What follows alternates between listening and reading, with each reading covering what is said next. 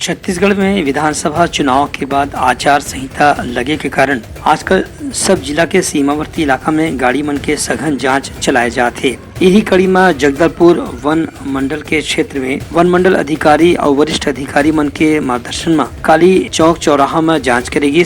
तभी सरगीपाल चौक के पास एक वाहन दिखिस, जिला रोक करके तलाशी के दौरान ओमा सागौन की कीमती लकड़ी रखे रही से वाहन चालक मौका में गाड़ी छोड़ के फरार हो गए। वन विभाग के अधिकारी मन गाड़ी के जांच करे के बाद ओमा करीब 50,000 रूपए मूल्य के सागौन लकड़ी के जब्ती बनाई है। संगे संग करीब 5 लाख रूपए मूल्य के गाड़ी ला भी जब्त कर ले हमें। पता साजी करे के बाद मालूम हुई कि ये गाड़ी है धन सिंह नाग नाम के व्यक्ति के है। ओखर खिलाफ तत्काल आरोप पत्र बना के मामला दर्ज करके जांच शुरू कर दे गए है। ब्यूरो रिपोर्ट उत्तलंघा न्यूज।